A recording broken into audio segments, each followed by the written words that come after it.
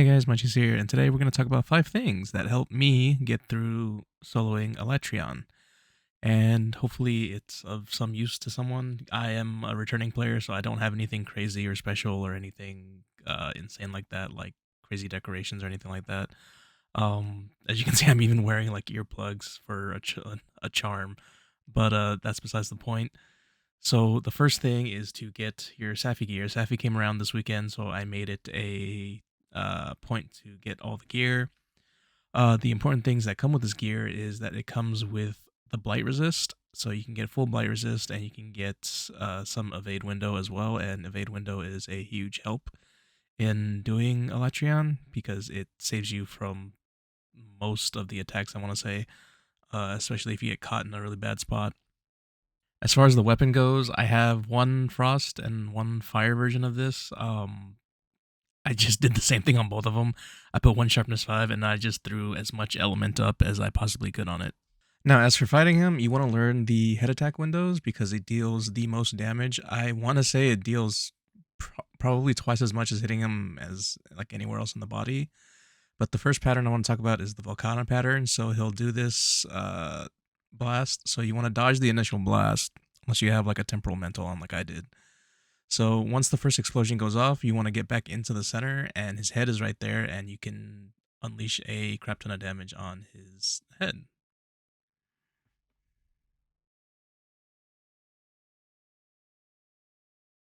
The next one are his breath attacks. So both his frost and fire breath both do this same pose. So if you're in a generally good vicinity to be in, so when he starts the breath, he'll start coming down, and once he gets closer to the floor, you can just go and wail in on his head and get a whole bunch of damage off as well. Now, this last one is when he has his modified lightning. So once you get to the point in the fight where he starts doing this lightning where it's just 3 straight lines, after the first strike comes down, he will bring his head down and it'll give you a window on his head. So if you can, set yourself up to where you don't get caught like I did here, but you can just dodge the first one and then just run in straight towards his head. You won't get hit by the lightning because you're just running, and it'll miss you, and you'll have access to his head. As you can see here, he's still down, and I could have went for his head if I didn't panic.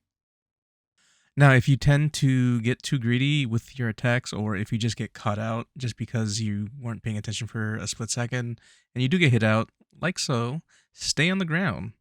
If he telegraphs another big attack after you get knocked up, just go ahead and stay on the ground. This gives you so many iframes that you'll be perfectly okay for the attack to go right over you, and you can get back up, do whatever you need to heal, and get back into the fight.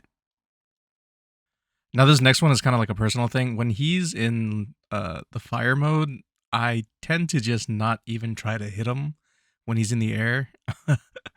I just try to stay alive.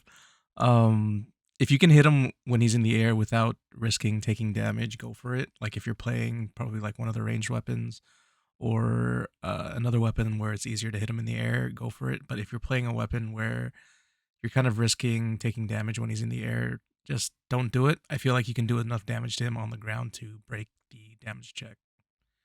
Now, the other one that where he's in the air to watch out for is the supercharge. Just run far away and just do a leap of faith when he's about to explode so you can avoid the damage.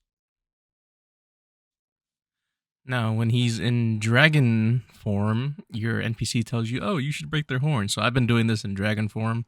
So I try to set him up to where he goes into a wall when he's in dragon form.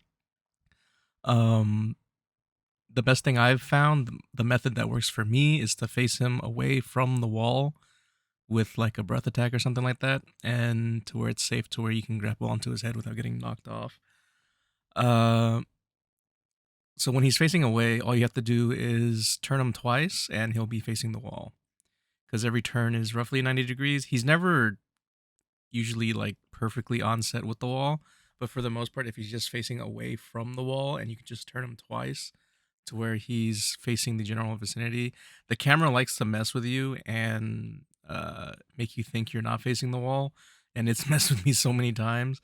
But generally speaking, if he's facing away from the wall and you just turn him twice, it's a kind of a perfect 180.